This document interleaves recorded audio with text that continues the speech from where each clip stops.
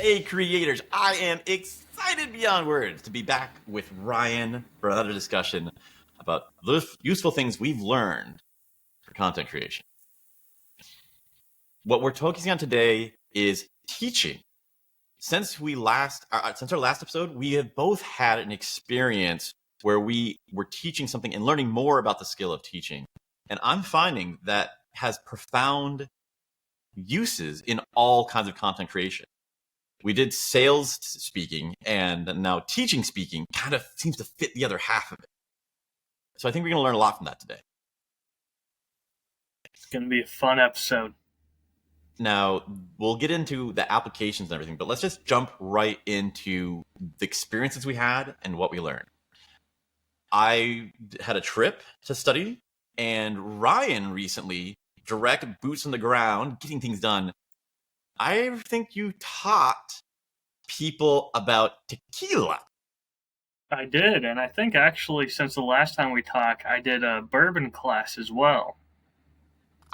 I would love to hear about this. Why don't you tell us what happened, your lessons from it? Just teach me about teaching, Ryan.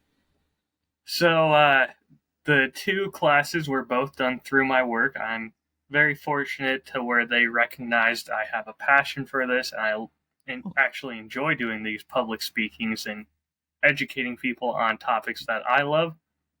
So they're actually letting me teach all of the spirits classes at our store moving forward, which, again, incredibly lucky. I'm so grateful that they recognize I want to do this and are willing to let me play ball here. That's awesome. But I've learned some great lessons, and even just talking before we started recording, it sounds like there's a few things that I've been doing, calling it a different name, that you're learning a new application for as we have been moving along on two separate paths for a little bit. That's going to be one of the big things I'll talk about for my trip, was finding things that turned out to be universal when I thought it was just one step. Can I ask you a question Everything's before we get connected. going? Absolutely. You blew past it, but it sounds like a giant nuclear thing. You said that they recognize that you care and enjoy doing these speaking events. That's a Yes, big sir. deal. That's incredible. Can you tell me a little bit more about that? Because most people hate it. One of the biggest things about getting people speaking training is helping them learn to like it. Definitely still times where I'm anxious, or where one of the things that I know I'm still doing is I talk too fast when I'm in front of a class of 30, 40 people. And at this point, it's not nerves. I still get nervous a little bit. I want to do the best job I can, of course.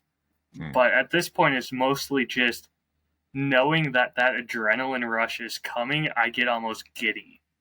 I Excitement. just can't stop myself. Yeah.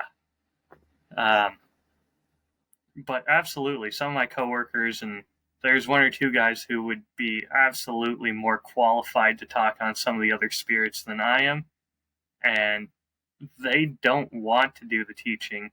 One of them even told me that he won't be able to sleep for nights after doing a class because he's worried, did I do a good enough job? Oh, wow. Wow. Yeah. Which I personally have never had it that bad. I'm very fortunate in that, but it did make me realize how far I've come to be searching out opportunities to talk and speak in front of large groups rather than trying to run away from them. Give yourself a big pat on the back, because you so casually said that, which is one of the most huge accomplishments that a person can really have, I believe. I feel like it's just been years in the making. Try and do sales in front of a bunch of people when they're all trying to walk away. When they're physically locked in a room with you and they can't leave, all of a sudden the pressure's not really there anymore. So do you feel this has been something that's been growing since your return to Minnesota and these different jobs you've been doing there? Growing, yes. I think it definitely was still there in Nashville. I think having kind of my safe space behind the bar to really talk and be myself and start to learn that I have a passion for talking to people and trying to educate them on my passions really nurtured it from the beginning. Nice. So you did have to go through the journey of it being hard, but you experienced for many years, it sounds, to get to where you are. Uh, yes. Even before when I was younger, I did martial arts for a while, and one of my first jobs was teaching classes, Mm. and that was something where I did not enjoy it. I'll be brutally honest. I was teaching little kids, and half the time they wouldn't want to listen, and I did not enjoy that. But the one thing it really did was it taught me how to project my voice, how to be a little bit more commanding, and that's still a skill that honestly I can't call upon it at will, but all of a sudden when I'm with a big group of people, that voice just comes out of nowhere. Love it, man. Love it. Well, tell us what you did with the teaching and how you used all this thing. So I taught a class on bourbon and tequila. So far, the reviews have all been very positive. Did have a few people tell me I need to slow down, which was very fair criticism because the last tequila class, it was supposed to be an hour and a half class, and I went through all the information in an hour. Okay. Yeah, so I definitely need to slow down a little bit and just talking with the wine teacher, whose name is also Ryan. He actually does an intermission in the middle of his class to kind of walk around, talk to the other students, see how Yeah. things are going, and that eats up a chunk of that time as well. Mm-hmm. So it's just these little tricks that I need to learn and just keep practicing. Why don't you walk us through just first a situation? Explain what you have. Talk about the structure you had, the prep you did, and then explain any kind of lessons you learned or experience you got. Prep I did is not really a good thing to talk about, I'll be honest, Ethan. This is one of those things where it's gonna seem like I'm showing off, but it's really better this way, in my opinion. The bourbon class, I was originally supposed to be just sitting in on it, and then Mm-hmm. about a week before, they realized they didn't have enough people on staff, so I was going to be pouring for it. And they said, you know, kind of what you're talking about, so feel free to just pipe in and say whatever you want. And then an hour before the class, the spirits manager, Andrew, says, you know what you're doing. Why am I teaching the class? You teach the class. So all of a sudden, I'm teaching a class with an hour of prep time, and that hour is spent setting up the room, getting bottles in there. No idea. No prep. Just, all right, I think I've seen the slideshow maybe twice. Mm-hmm. Let's go.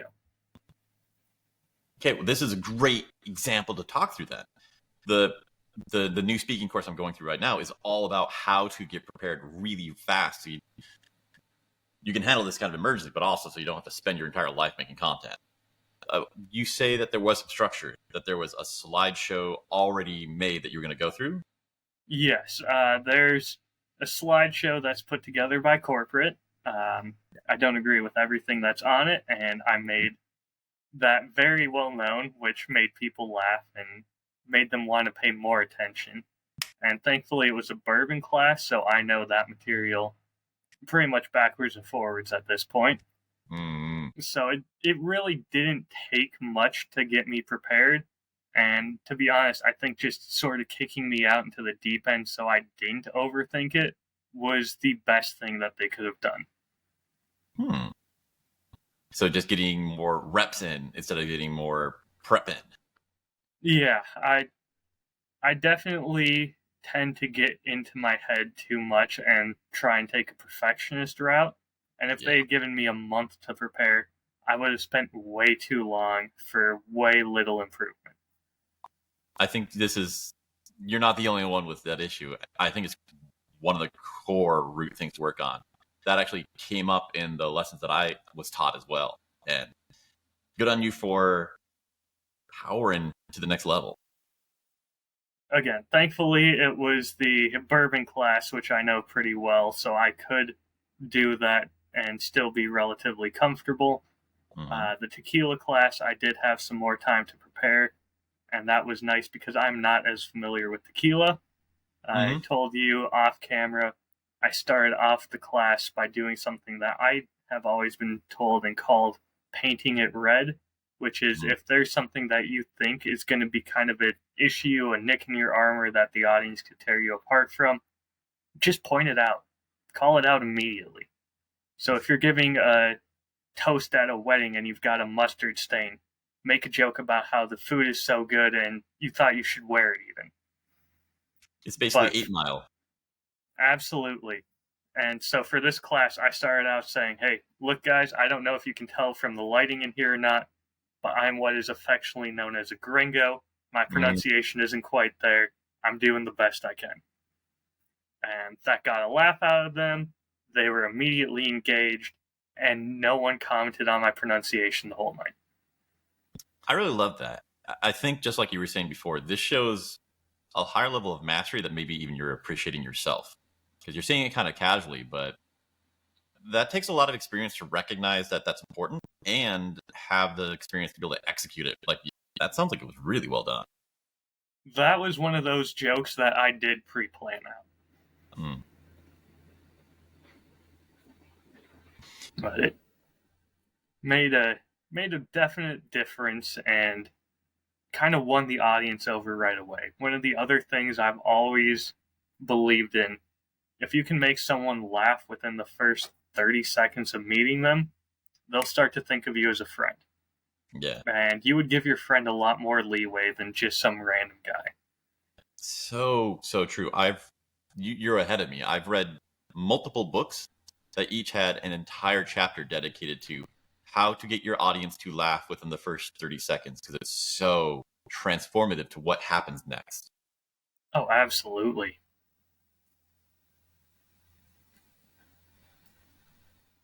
Sound like you were going to say something before, Ethan? Nah, I'm waiting to hear more about what else you did in the tequila thing. Any more structure or how you got through it that might not be obvious to somebody who's a complete newbie. If you were going to teach me to do it, how much information would I need to know to understand what you're doing and how you were pulling it off? Uh, to be honest, it was a lot of glance at the slideshow, remember kind of what I wanted to talk about on this slide, and then I'm going to move around. I'm going to be animated. I'm going to talk loudly, clear, and I'm not going to spend the whole time looking behind me because that doesn't look nearly as impressive or rehearsed. So even though I forgot probably six of the main points I wanted to hit during the presentation out of the dozens, no one's going to know that. They're just going to think I'm more confident. So, two questions. How did you forget since they were written down on the slides? Oh, there were still things that I wanted to expand upon on the slide, but I just took a quick glance, missed a bullet point, and I just kept going because it's not worth it. So, there were some things that you just skipped over. Were there things where you were actually supposed to expand from the bullet points, where there wasn't all the information written down? You had to ad lib some. Yes, and no one called me out on it still. Hmm. I was leading the class. It's amazing what people will just jump through. They'll read the bullet points themselves.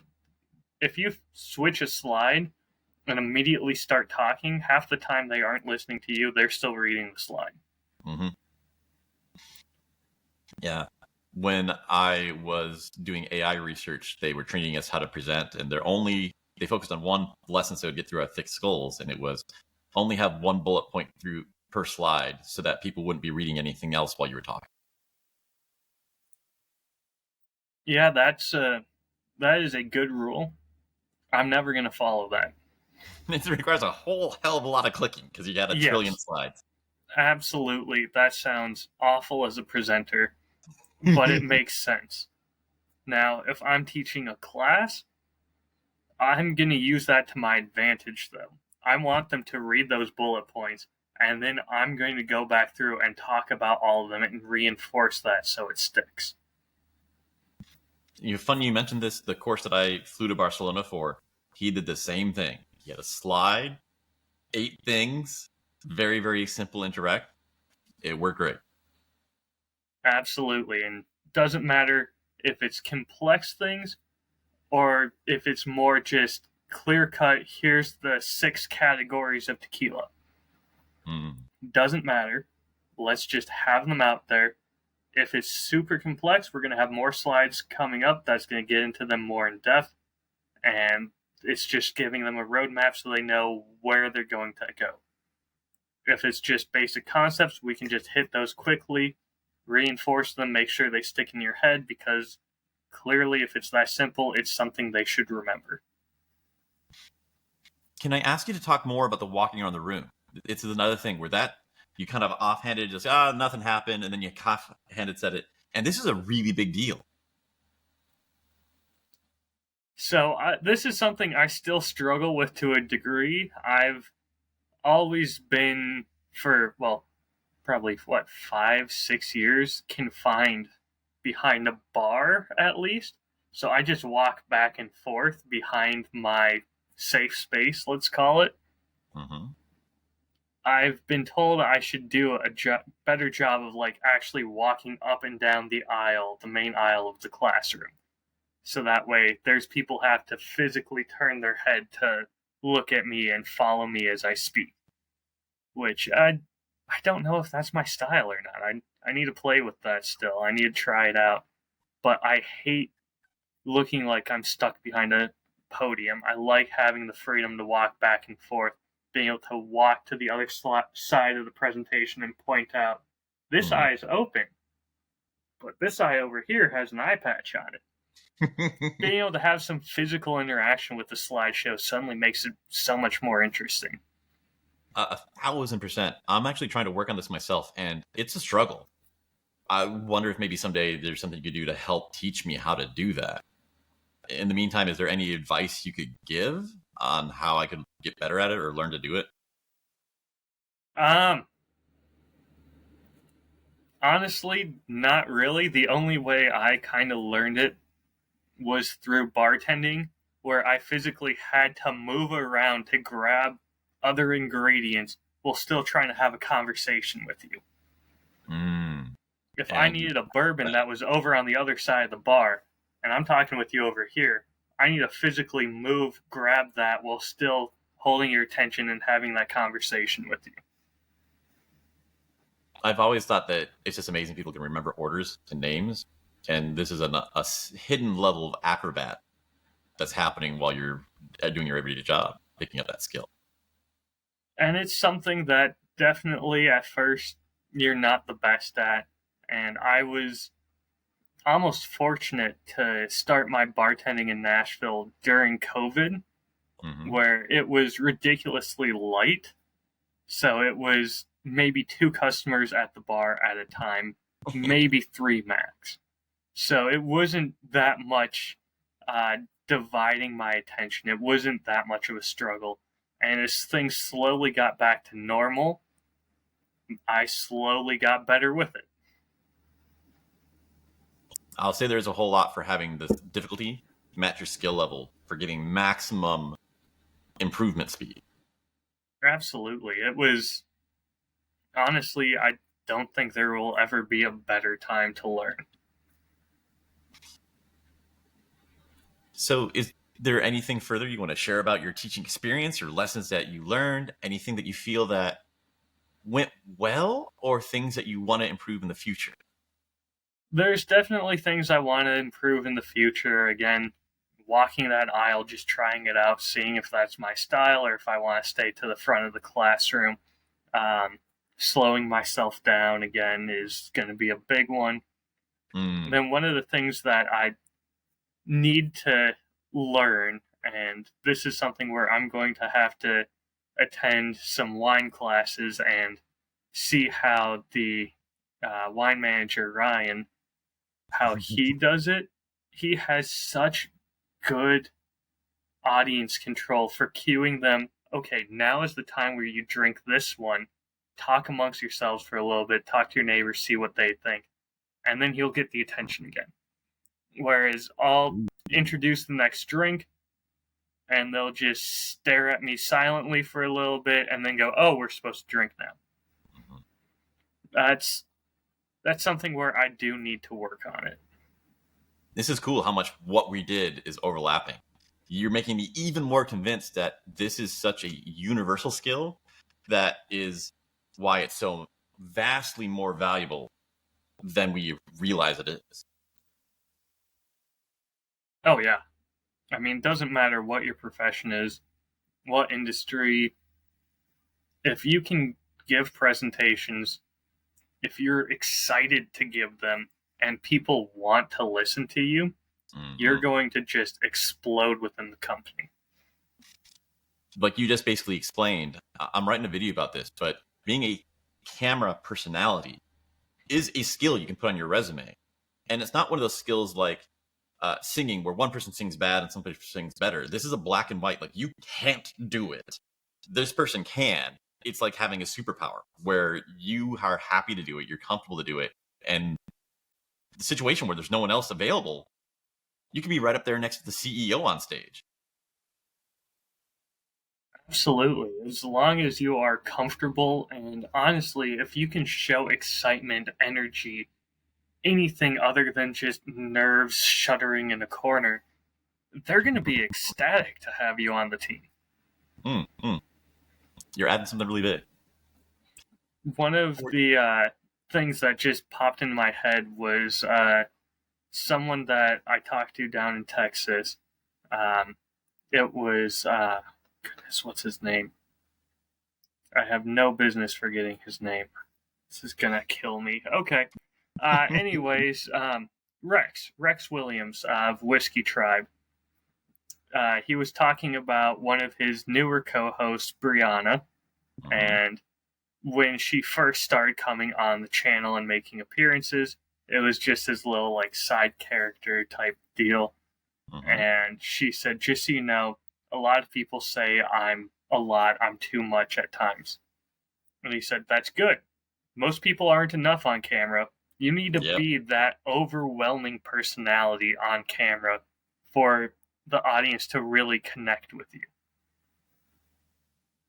And I think the same is true of any public speaking.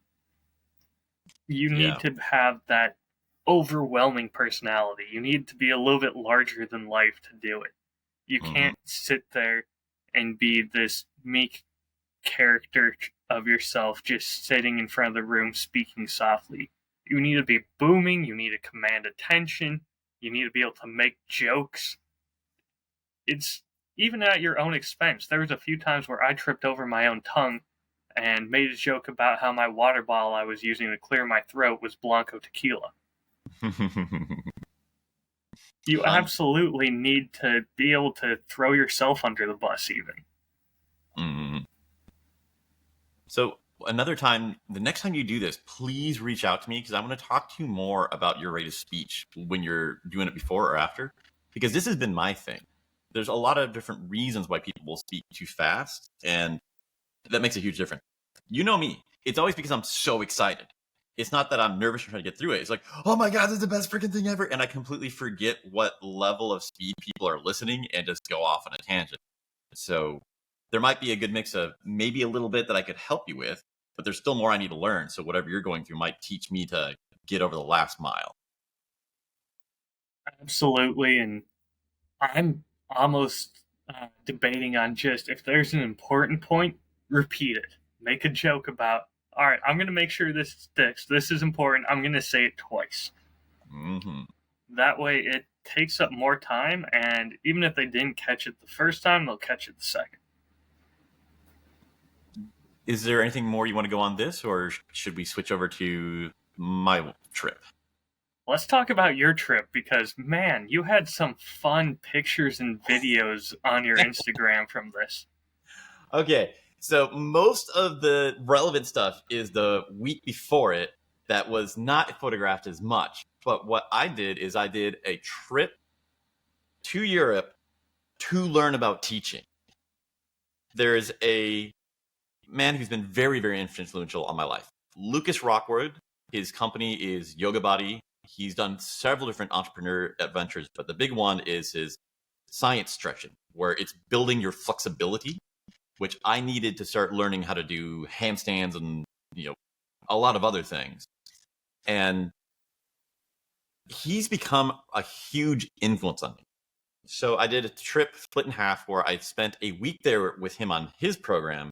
And then after that, since I'd already gotten that far in the world, I went to Switzerland for a week to relax and have fun and kind of contemplate things about content creation. We'll get into that on another episode. We want to stay focused on the teaching today. So I'm glad you liked my photos. Man, that was beautiful. But we're going to focus on the Barcelona section today. If I can interject for just a moment, as much as I liked your photos of like Switzerland and this just picturesque, beautiful mountain landscape, the photos you posted when you got home that were just like a brick wall had so much more artistic vision to them. Really? The ones in Switzerland, yes, they're beautiful. It would be hard to take a bad picture there, though. The ones when you got back to Nashville, where you were just taking a picture of like an overpass, it almost looked like at one point. You still made it feel balanced, but you showed you really loved the city. There was a lot of that. I love the phrase that the best feeling in the world is coming home, but you can't do that unless you leave. And coming back to Nashville, like, man, this trip was all greatness. There's so much. It's going to be weeks unpacking and sharing with people like you how much good things happened to me there. But to come back to Nashville, and I love this place, and it feels good. Kind of yeah. You feel the love. You feel the love coming through my photos. Absolutely, I did. And again, bravo. It takes skill to make something that's not as just objectively beautiful as the Swiss Alps look as beautiful as the Swiss Alps photos. Thanks, man. That's a big compliment. So for the trip, there was like Lucas's work has been influential on me in a lot of ways.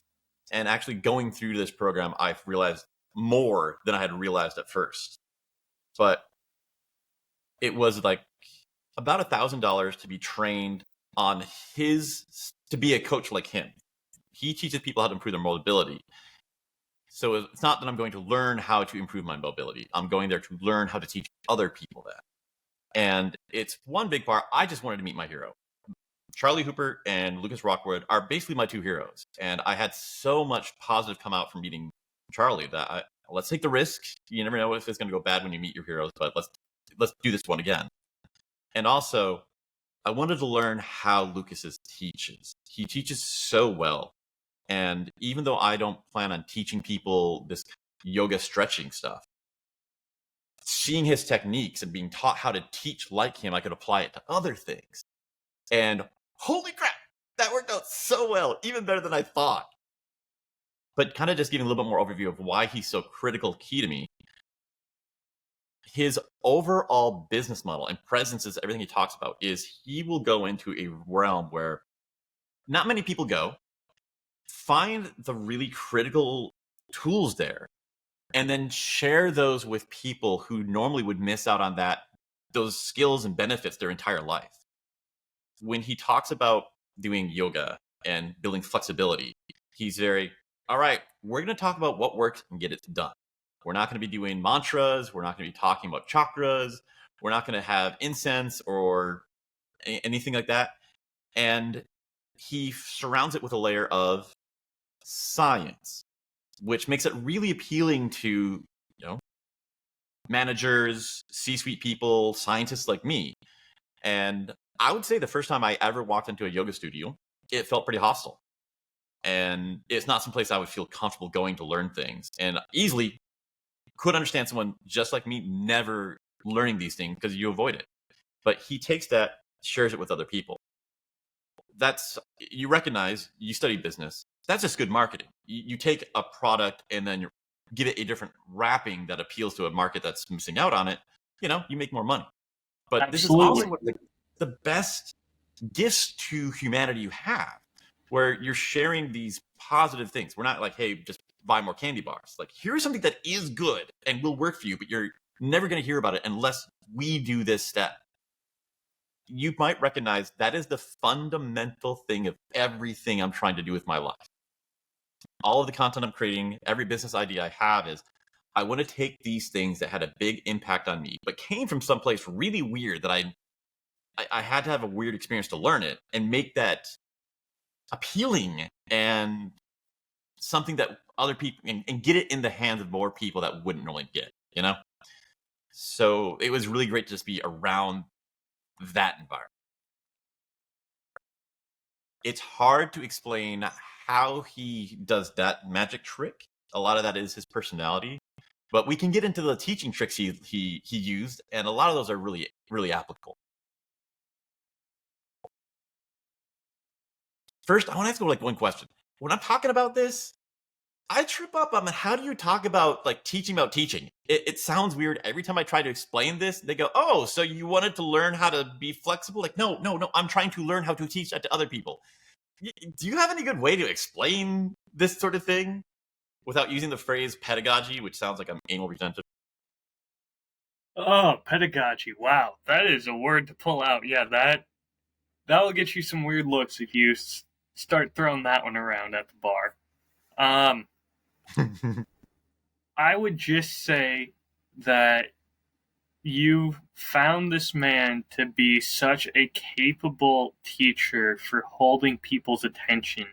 You went to him not to learn about flexibility, but how to get people's attention and be that engaging of a teacher. Mm, mm. Yeah, that's pretty good. So I put a lot of prep into this. It's not just the money for the class, but flying there, getting a hotel there is so much more expensive than the actual class itself. And then it's basically a week of my life because there's a jet lag and everything that, that's for a lot of people, entire years of vacation time just to go to this. And I wanted to get the most out of it. So one step I did, I feel creators and entrepreneurs have this baked in the blood. Just what out of the box idea can I do better on this? I went to the gym I went to and I asked some of the trainers, can we like just hang out and chat for a little bit? And I want to ask, what do you know about teaching and how did you learn it? And they really gave me a bunch of good ideas that primed me to watch while Lucas was teaching us how to teach. I was like, I recognize that idea. I recognize that idea. So while he's teaching the stretching and while he's teaching how to teach the stretching, I'm also noticing these things that Faith and the rest of the crew were teaching me to look for. And so I'm learning a third lesson at the same time. If you haven't started to pick up already, I learned so much, but good Lord, was I tired. This is a physical class, so we're doing very difficult stretching the whole time. I'm on jet lag, but my brain is like every neuron just engaged 24/7. From the time you wake up until you go to bed at night, the class is full day long. It's not just like 12 hours, it's the entire freaking day. And just like, I'm noticing so like 3 layers at the same time. Yeah, I think my body would snap like a twig, and I would just be in the corner with some ice packs, watching and scribbling notes on the teaching style. So let's jump into the teaching part. That's the main thing. I'm excited about this. You can tell I got all the passion. I'm trying to stay focused on tangible lessons for other people. There's a lot of this that is just stretching focused, putting that in the corner. We don't need that. But now we have two hands. One is stuff that is for teaching specific that you could use for making videos, or if you're given a speech. And then there's another bucket of things for coaching that maybe wouldn't work for a YouTube video because it would require some interaction. But I think this is important to talk about on our video because that is the number one first step in business for anyone who's a content creator. Whatever your topic is, anything, if you decided you wanted to start teaching people in person, that'd be the fastest way to be the one person with no competitors because you're not competing against everyone online. You're the only person in the room that can go to your city. And it's the greatest way to get right in. So I think it's important to teach people how to coach, at least the basics. Jumping in, the first thing he did also was taught in in George Blackman's YouTube scriptwriting class. First day of class, we walk in, we sit down, we're ready for the lecture to start. He walks in and says, "Grab your mats, go into the room." And the first thing we did, we sat down, we started doing stretching. He was teaching us how to do a pose, and we just worked. There was no, here's the syllabus. There's no, here's what the course is about. We started by doing the thing. We started with action. While we were stretching, he would sprinkle in a little bit of information as he went. So by the time we had done maybe about an hour, and then we would go back, okay, now let's sit in the lecture hall and discuss. We had a practical example of what teaching someone else would look like, what the student's going to experience. We had a million questions in our head to fill in.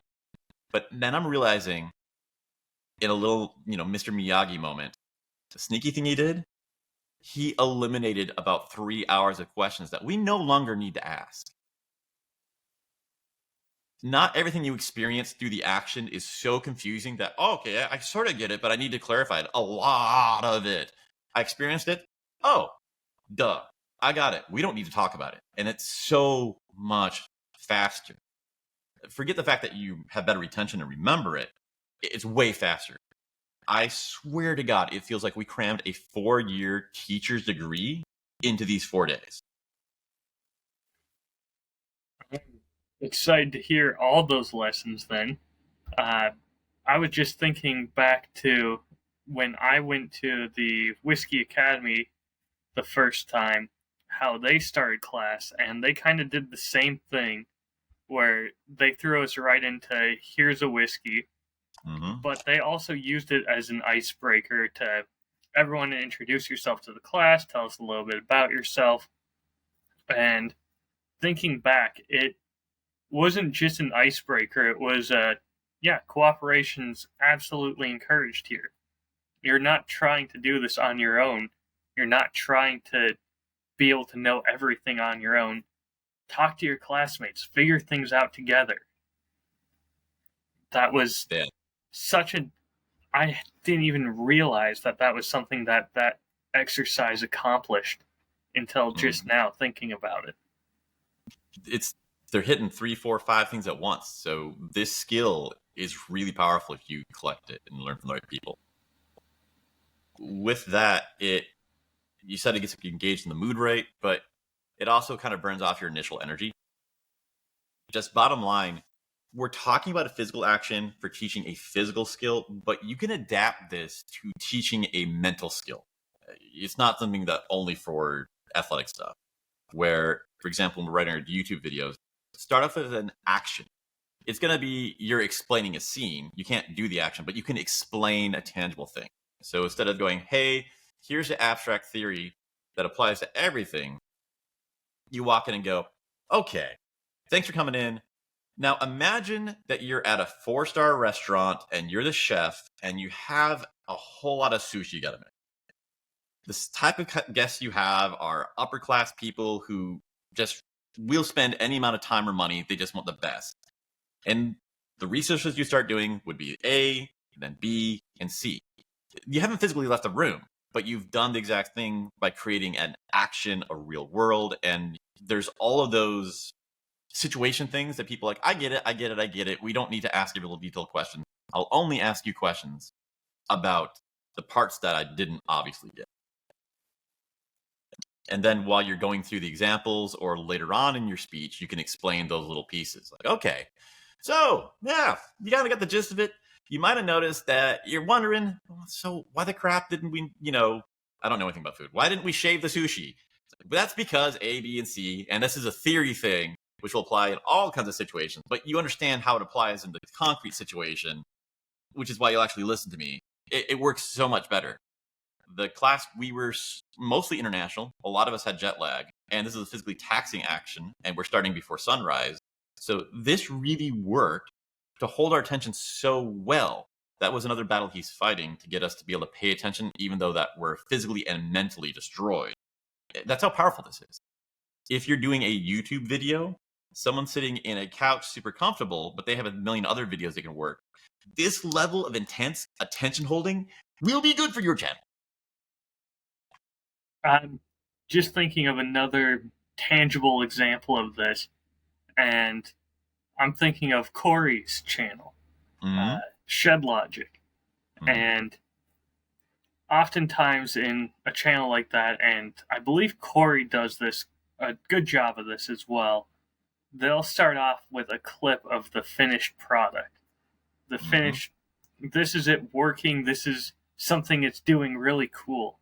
So that way now it's not just a theory that they're trying to work towards, it's here is the finished product, here's how we got there now, and then here, I'll show off more of what it can do. Yeah, that tangibleness makes things nice. If you can split up your theory instruction into many bite-sized pieces where it's action, information, the more smaller you can spread it all across is really good. In this, he was breaking into such small pieces, so many, and spread it all across. It was just a skill level up of watching that example for 4 days. The next thing I want to get into is another coaching related one where he wasn't teaching us to give us knowledge. He wasn't even teaching us to give us skill. He was teaching us, that sneaky little bastard, to have experience. The goal of the class isn't to create people who know how to teach. It's to create people who can have a business doing this. And the biggest hurdle everyone has is getting the first one. A lot of people are scared.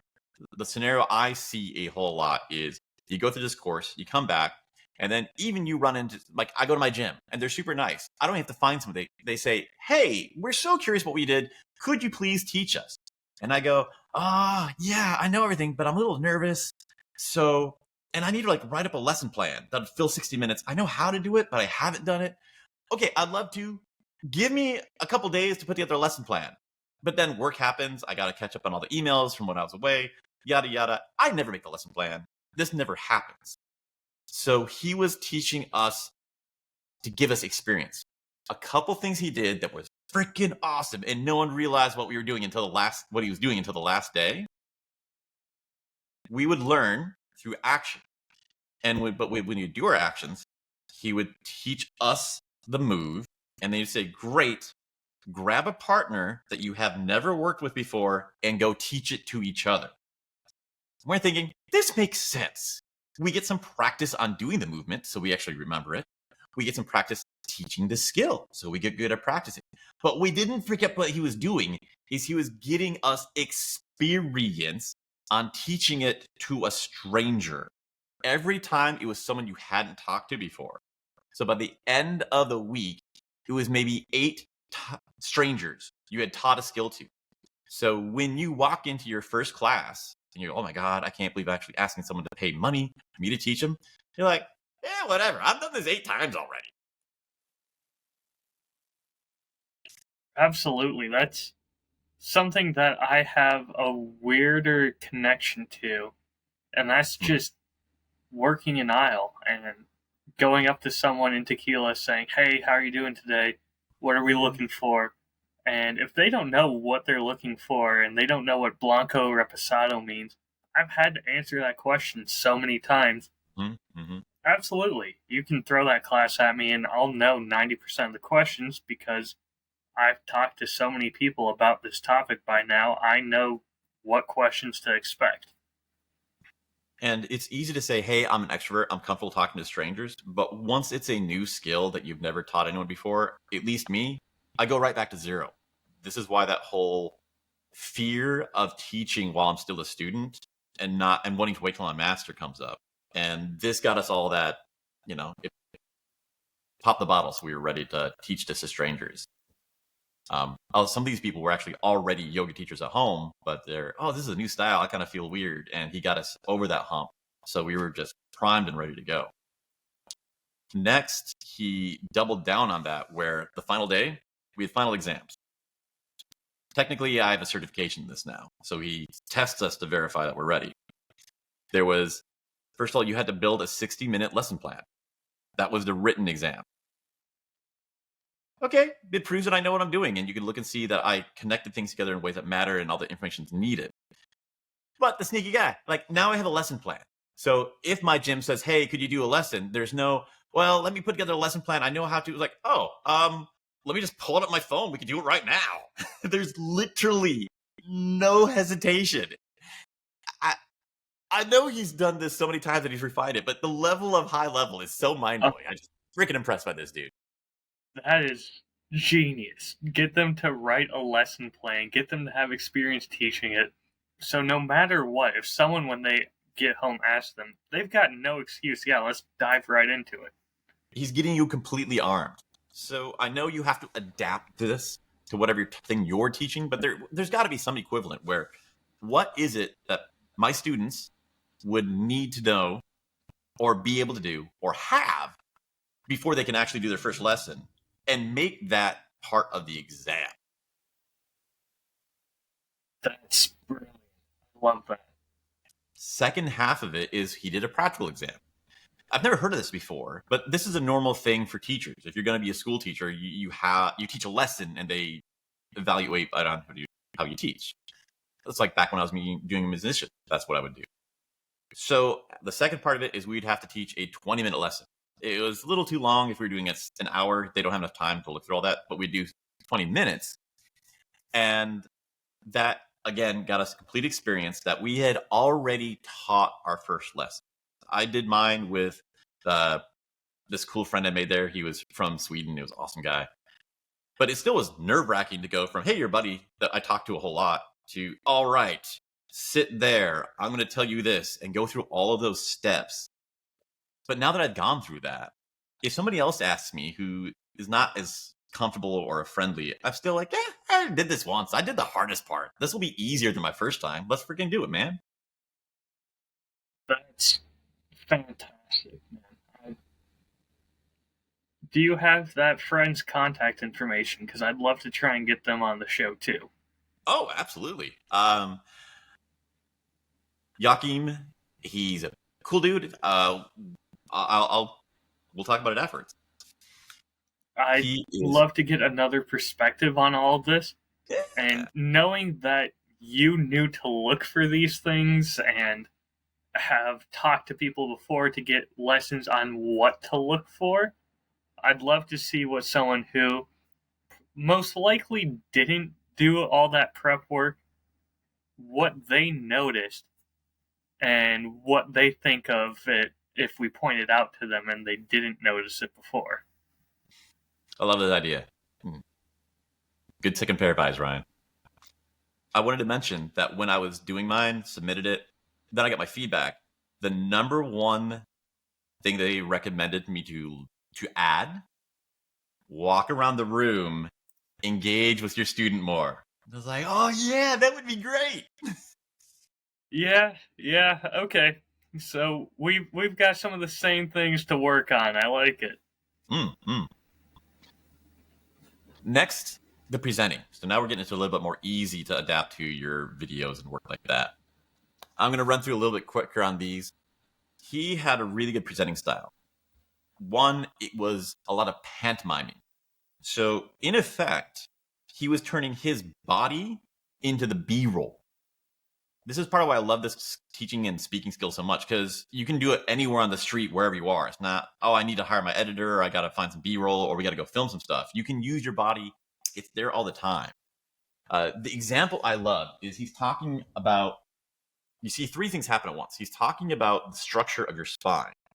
And there's this material that's not just glued in there or liquid. It's wrapped all around it. When he explains this, he doesn't just say, okay, so you got a pull, and then you have this leathery material wrapped around it. He goes, so you got your spine, and then you have this leathery material, and it goes.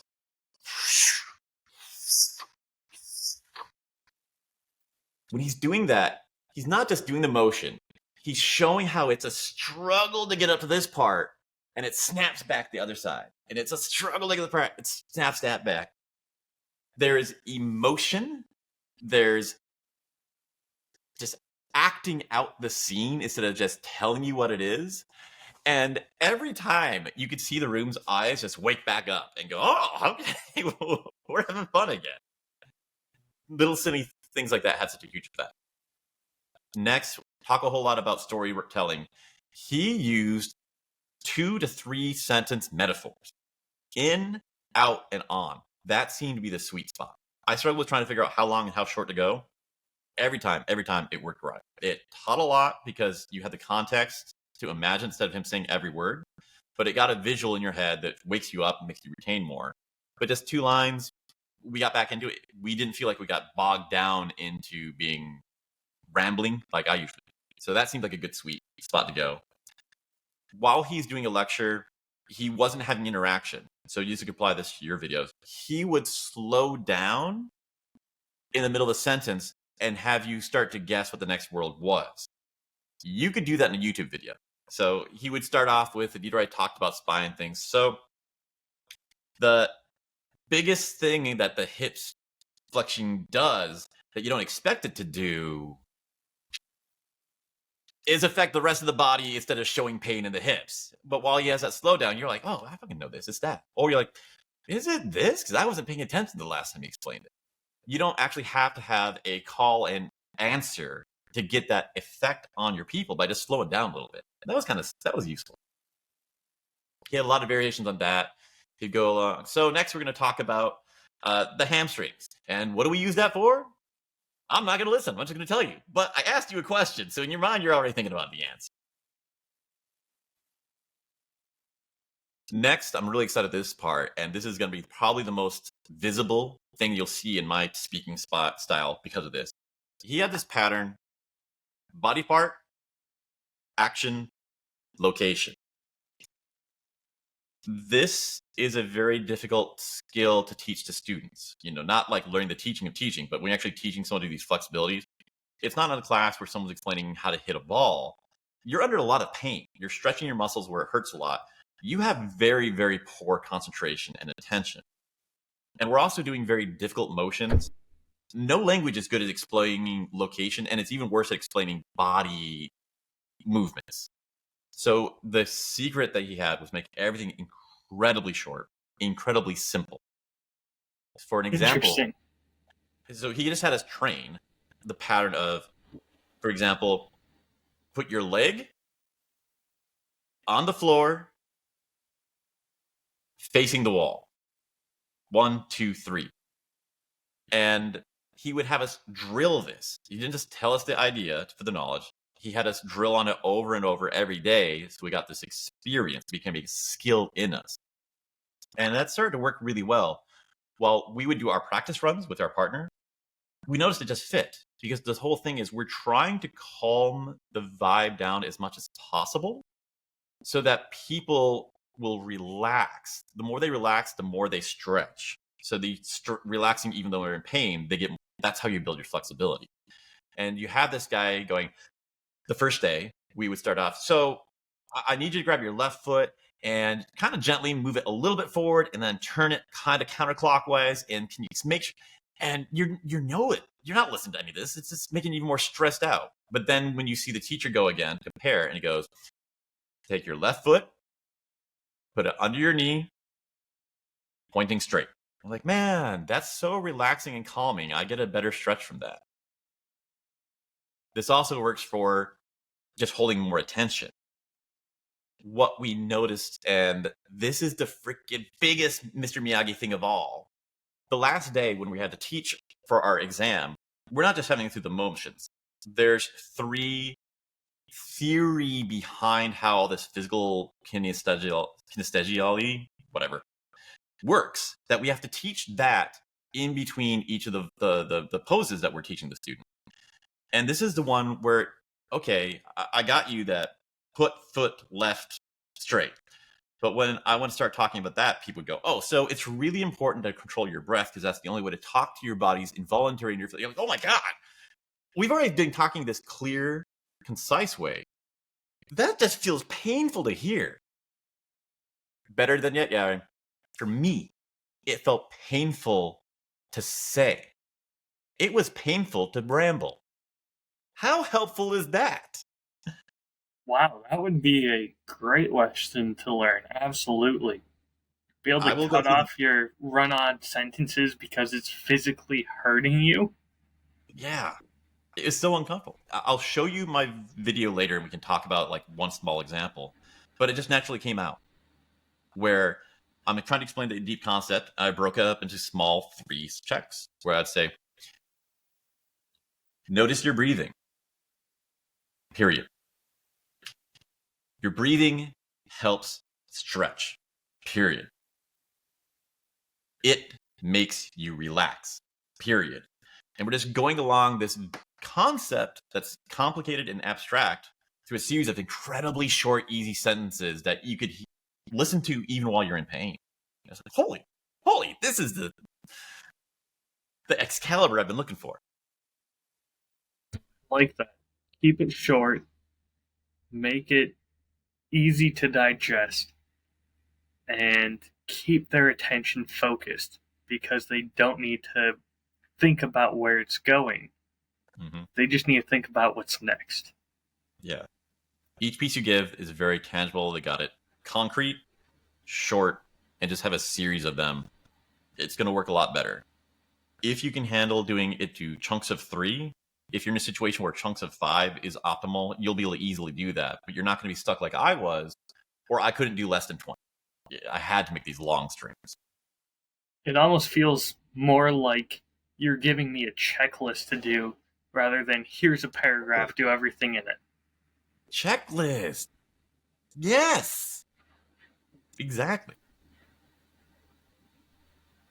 Okay, next, there was a framework he gave us for teaching in general. EPA. Is it worth bringing up?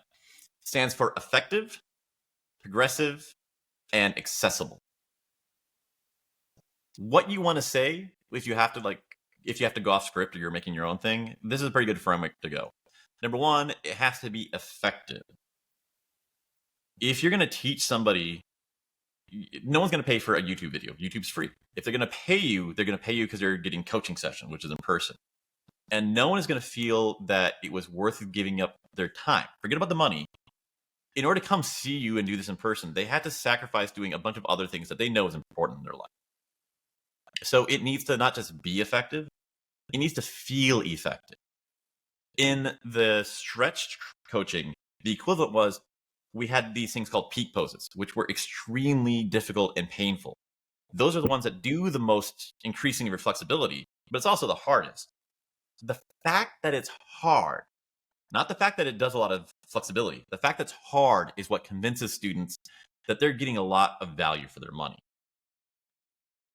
So whatever the equivalent is in your industry or the thing you're trying to teach, have at least one thing that's, just a little over the edge of their capacity that feels like a struggle to do. And they'll walk away going like, man, that sucked. This was hard. Let's do it again. I like that a lot. Introduce something that's just beyond where they should be able to hit it. That way you leave them wanting to come back and conquer something new. You can also tie that into, it makes people job ready. So if it's effective, it actually has to get the thing done, not just be theory. So, okay, now I know what bottle I'm buying for my friend's birthday. That makes sense. Now, the next part, progressive, that's where you actually have to have the results, where every time they, seem to get a little more flexible, or they can tell that they can use they know more about the whiskey or whatever. There has to be something they see it marching forward, that you're not just repeating the same thing. Again, you're sacrificing time, so people have to feel that there was some march forward in their life from your teaching. Okay. Yeah, that makes sense. People aren't going to keep coming to you as a teacher unless they see growth within themselves, unless they truly feel like they're learning and improving. And the final one, accessibility, is editing things so that you can have a good 80% of people able to hang in the class. The kind of gift was where you should draw the line. And he explained, if you have somebody, you imagine, oh my gosh, I can't say this part because a complete beginner won't be able to get it. If it's under the 20% people, those people know that they don't know anything, and they're going to be okay with it. They're walking into a class expecting to be lost, not expecting to have it tailored to them and get lost and understand every little detail. And vice versa, you wonder like, oh man, I also have to make my class be able to handle complete professional level people. Like, no. If a professional comes to your class, he knows it's going to be easy to him. For whatever reason, that's what he's expecting. It's going to be okay. Focus on the 80% of the middle people.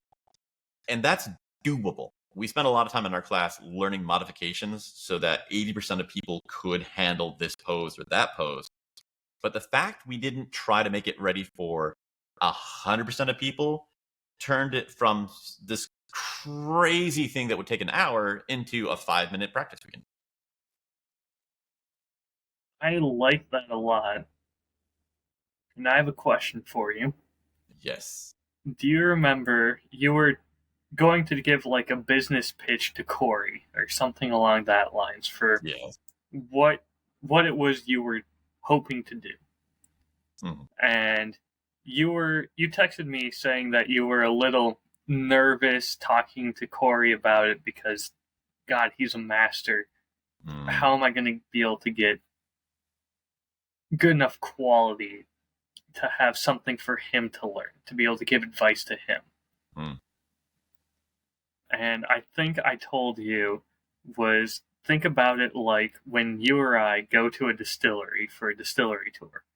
We're not looking at the people giving the tour as teach me something new. It's okay, how well do you communicate this?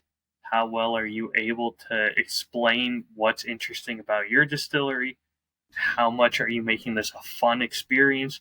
Because even if I'm not learning something new, I'm probably going to be sending my friends your way if you do a good job.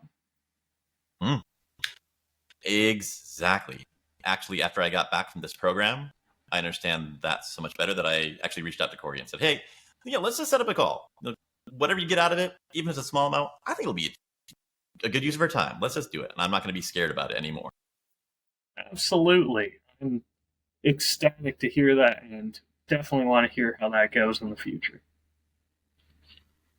All right. So that's the big chunk of the lessons that I learned on teaching. There's a whole lot more. We can write those up, and we'll probably chat a little bit extra, but getting focused, there was a couple side lessons that happened. So I'm getting through this. It's like, holy crap, this is such a good teacher. I can't believe how good it is. How much is going to help me on other parts in my life, not just teaching. But then finding out we learned a whole lot of other things too. He gave all of us a copy of this book he wrote, Business Yoga. And I sat down at dinner and I'm reading through it. I'm like, that is a damn good hook. I think the first line is, I thought teaching yoga was a dropout job. I was like, oh, that is a juicy way to start a freaking book about teaching your students how to be yoga coaches. And I'm reading like, this is good. This is really good. After studying writing for a year, I see how good this is. I go back the next day. It's like, Lucas, like, I know you're a really good teacher and you're obviously great at yoga, but man, you are a good writer. Where did you learn? Like, oh, that was my first career. I was a writer and a publisher. Oh, that makes sense. I was like, oh my Lord. So first of all, hell yeah, I was smart enough to recognize the skill. I was right. I'm excited about that. But also, his work is really good writing. They're great examples you could learn from. I feel there's similarities between the Anthony Bourdain style and the travel writing he does. And on a more deep level, I'm trying to figure out how to put together content that makes me fulfilled and try to figure out how to turn that into a business that supports my life. And this made me realize that every single person that I want to emulate, that has the life I want, they have a title that's different, but all of them are teachers and writers. So I think those are the two main skills. There's other ones you're probably going to need to sprinkle in, but those two are mandatory for the kind of success we're looking for. To have a career in a job that can't be taught by a university. Teaching and writing. Master those. Makes perfect sense to me. Absolutely. Everything we've seen over how many years of doing this show now? Are we on year 2 or 3? We're on 2. It flies by, but every single thing we've learned, writing and teaching have gone hand in hand the entire way. Now, a little just side thing that I found funny as hell. He's got a podcast. It's a good podcast. That's where you really see his master art of, I'm taking this from some really weird people that probably wouldn't even be comfortable being in a room with Ethan. Oh, here's some great information. Great. Okay, now you guys all know it too. Every episode he ends with, well, that's great. Let's keep in touch. And they sign up. So I was asking him, because we do a podcast too. So how do you do this? How do you do that? I asked him, how do you get your guests? He goes, oh, I don't get guests anymore. I've been doing it long enough. People reach out to me and ask to be on the show. I'm just picking who I'm going to say yes to. Most of the people I don't even respond to. I'm like, oh, that's kind of cool. And then he goes on to, he's a lot similar to Keanu Reeves or Harrison Ford. He's an introvert. He cares about people and he loves teaching and seeing people grow, but he likes to spend his time by himself with his family, just quiet. And so networking is really hard for him. He talked about that in the business section, which we might discuss in another podcast, but we're focusing on teaching today. But I wanted to touch on, so you mentioned it's like, networking is hard for me. I like being alone. I talk to these people about the podcast. I never speak to them again. And I'm like, really? Like, yeah, like, I know we should network and I don't, we're done. Bye. They don't exist anymore. I'm like, bro, every single episode you end with keep in touch and you don't. It's like, oh yeah, I never thought about that. Yeah, no, we don't. That is funny. We get to the end of the course last day. We graduate. We even get diplomas and everything. Some people are tearing up. He goes like, this has been so great. All of you guys keep in touch. I'm just cracking up. Like, you are lying. Oh. Okay, so you have to find a way to be the one to keep in touch now, right? Oh no, I'm doing the opposite. I deeply love this man. I want him to be happy. I want to have the things in life he wants to do. I saw the entire time where I'd walk up and I'd put my hand on his shoulder like, man, you're so great. It's so good. And he's just very nice and very polite and projecting positivity. So he's like, yeah, this is part of the job. I don't like this part. So oh no. I dialed it down as much as I could. Session's over. I'm not hassling him, not bothering him. I'm happy that Lucas is out doing Lucas things. And as someone who was a very anxious attachment, clingy person growing up my whole life, this is a big milestone for me to actually feel that way. Where like, no, I don't need to be Lucas's best friend. I'm glad to have the experience, and I'm glad he's doing his stuff. That makes me happy to know he's doing it. That is a very healthy way of looking at things, my friend. That's nice. See all this extra stuff I learned out of this. The next part is, this is probably the most relevant thing for us. I was asking him, like, how did you learn your speaking skills? How did you learn to put your course together? How did you learn this? How did you learn that? And his answer meant a lot. He said, honestly, I could list all the courses I took.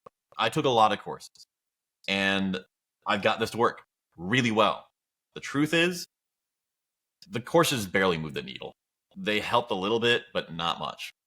What really helped was just having the courage to jump in, do it, screw up, learn from it, and do it again.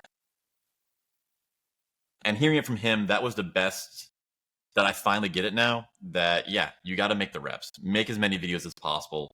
Don't spend forever like I'm doing, going through yet another course and trying to have entire writing circles where we analyze it and refine it. Just put stuff out and look at what you did. If you don't get reaction from other people, you're still going to have a reaction to it that's going to teach you a whole lot. And if he says that's the best way, and I want my life to be where his is, I'm going to start focusing on that tactic. Fantastic, man. I think I struggle with this as well, but I've known it for a while. And I know I've joked with you that I'm going to get you a damn diploma, so that way you feel like you have earned something, you are ready.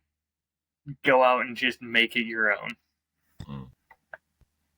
I mentioned before that I built that junk drawer channel. I recorded my first video on that today, and I'm just going to start making a lot of quick stuff just for me, just for fun and learn. So, I'm ready. Thanks for support. Of course. Send me a link to it. Will do. Now, the final thing, before we start wrapping up, is this blew my freaking mind. I love videography, right? Of course. It doesn't just, it's a way to make money and adds B-roll and it's part of the career we're working on. it makes me a lot of joy in my life. Since I've learned it, I notice so much more of the beauty that's out there in the world than before. So my moment to moment life is happier now because I've been doing this. So the question is something that's helped my life so much, and I didn't do it for decades until later in life. What was the first thing that I did with videography? What was it that got me into it? Trying to think. It was the drone work, wasn't it? It was the drone work. I thought. Second day of rocking around Barcelona, walking into these classes, I realized that the thing that planted the seed was his freaking online course. I think it was about $50 a time. I want to show you some of it. It was one of the most beautiful things I've ever seen and one of the most functional things. It wasn't just pure entertainment or just beautiful landscapes. This was a lesson that felt like a work of art. And that is what had kind of inspired me, that when the topic of drones came up, like, yes, this is something else where it's useful and beautiful. But it's something that had been sitting inside me for a long time because of this. And because of that, I'm going to figure out how to share screens here. But I asked him, like, man, this was so great. I emailed him years ago. What company did you use? Because I want to ask them how they did this technique and how they did that technique. And I never heard back from them, so I figured they just didn't work together anymore. Bro, it's his in-house guy. His name is Carolus. I'm going to put up his Instagram account. Got to meet the guy in person. He's a Nordic dude, too, who moved for Barcelona. I'm just hanging out with all these Nords while I'm in Barcelona learning, teaching and stuff. Really cool guy. He took our photos for the end, which I'll show you a little bit later. And let's see if I can share. It might be yelling at me that I got to restart my computer to change the security permissions and stuff, but let's see. Entire screen. Share it tab. It is saying no. Let's say this. Okay, do you see this? I do. That's my man Lucas. Just take a couple minutes and look at this. Eyes open is fine. Eyes closed is fine too. But do make sure. I'll move this back. So it's like all these really just calm and beautiful movements. So you got a close up on this. Leg completely straight the entire time. The little timer logo on the side is minimal, but Stretching completely is functional. The only objective here.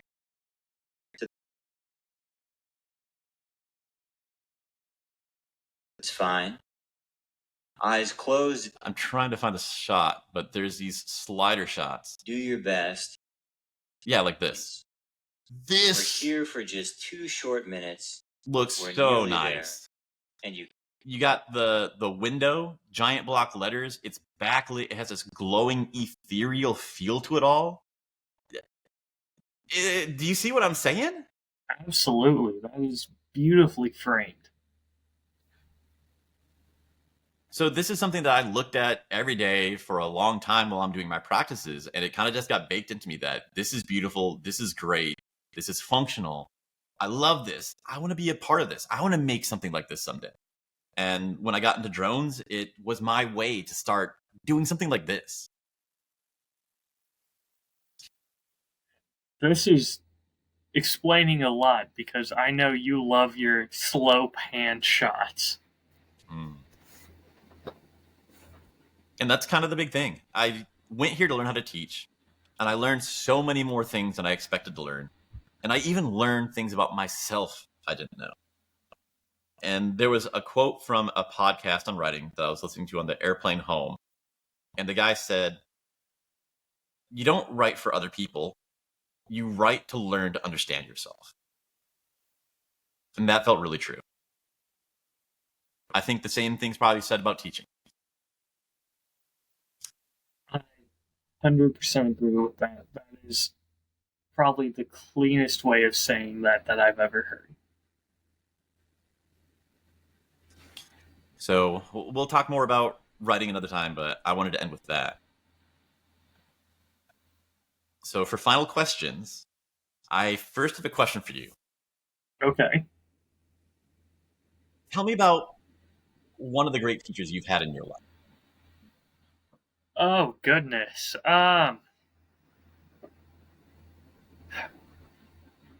it's hard to choose who to pick from. There have been so many people that have taught me wildly important things, and all wildly different individuals. And I think that was the key to me, was just how different they were and how all of them have been unapologetically themselves, which is something I admittedly need to get better at in my content. Oh. I know that I try and, what's the right way to say this? I almost give a watered down version of myself because I'm trying to make it as appealing to as wide of an audience as I can. And everything that has succeeded and that I've wanted to learn from has gotten that way by being, again, unapologetically themselves, very just brash, this is who I am. And that absolutely will catch you much more interest than being just this, yeah, this is a watered down version again. The best comparison I would have to this is Jack Daniel's whiskey. They do a very good job of being as inoffensive as possible to as many people as possible, to where you can go into any bar and there's going to be Jack Daniel's. There's already those brands built up. I cannot compete with those.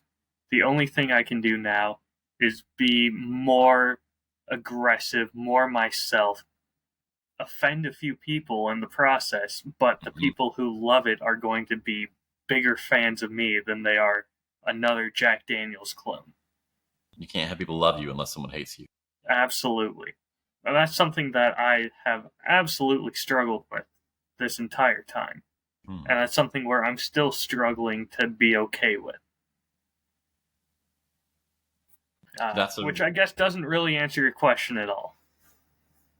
But we'll talk about Maddox. He's a writing teacher at the Wizard Academy, which teaches about whiskey as well as writing and marketing. And very interesting individual. I don't know if I would go as far as to say pleasant. I think the first 2 classes I took there, he just told me, your writing is shit. That was the extent of his feedback. He couldn't tell you, this is why it's shit. He couldn't tell you, here's what you need to improve on. He would just say, this is examples of good writing. This is examples of bad writing. Keep doing this long enough. Eventually you'll be able to see it as well, and you won't be able to explain it either. And I still can't. But again, he was so unapologetically himself. He didn't sugarcoat it. He didn't say, like, here's the master lesson. He fully admitted, like, yeah, I can't tell you why this is so good. I can just point out, this one's good, this one's bad. You see how this one's better.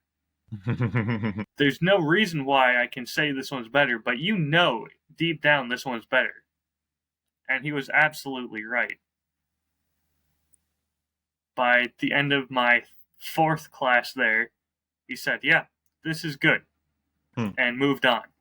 And I was hoping for him to give me anything more. But instead he just said, yeah, that's not bad. Okay. Not what I was expecting, but I guess I've gotten good enough to where I have to do this now. Again, unapologetically himself, and to the point of his own detriment, almost at sometimes. He's the type of man who will go out, isolate himself in his truck for weeks at a time just to write. And one of the last stories I've heard from him recently was he went and did this and basically survived off Burger King for like a month and had to go to the doctor because he had gotten scurvy.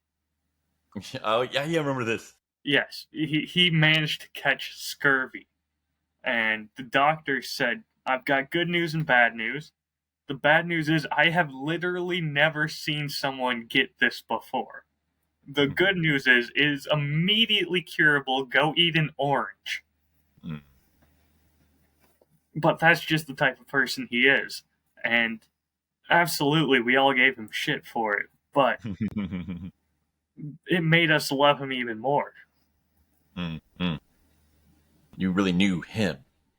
Absolutely. It wasn't, oh, yes, I got to know a watered down version of you. It was, oh, we all have an inside joke about you now because we are at that level. It's endearing. Yeah. I think we could have an entire episode about that. So I'm just going to say, let's try to help nudge each other to keep doing that. I know that once the camera comes on, it's still not full me myself. So we're both working on improving on that. Absolutely. And I mean, it's got to be in balance as well. We both have jobs where we don't want them firing us because we said something we shouldn't online. Not that we have anything that we think would get us fired if we said it online in our heads, but still, it's finding that right balance is.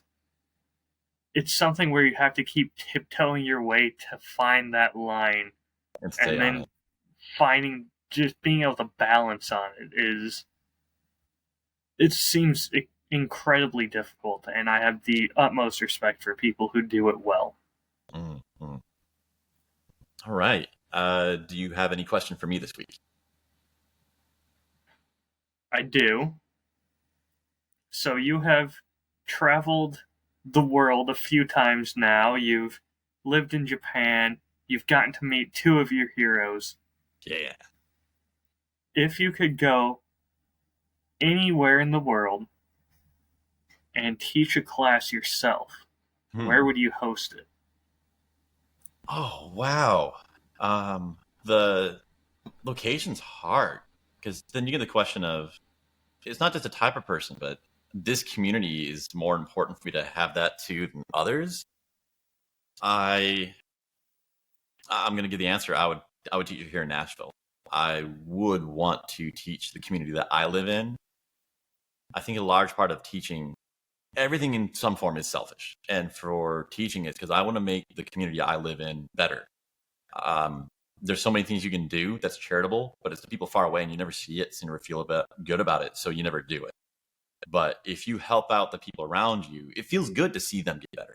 And if they're better people, then you're living one step closer to heaven because the people you're dealing with are nicer, happier, more talented, charismatic people.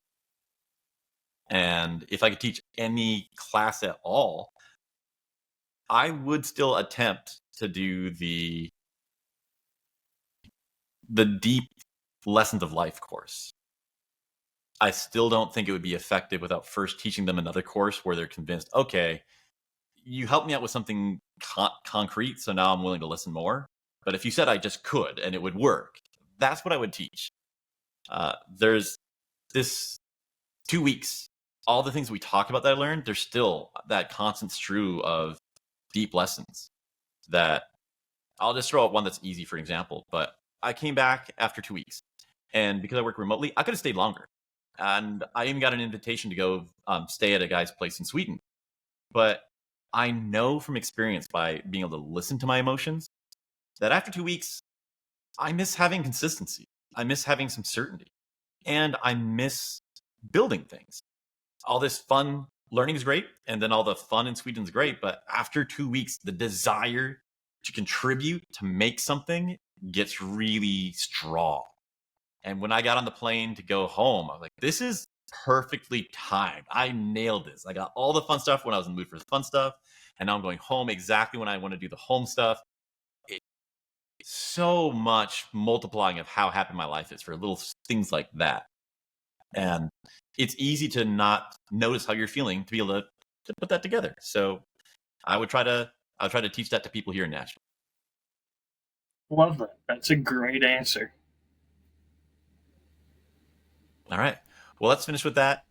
This got educational, serious, And I had fun talking with you, guys. It was great seeing you, Ryan. Absolutely. It's been too long, my friend. We'll do another one soon. Keep doing what you do. Likewise.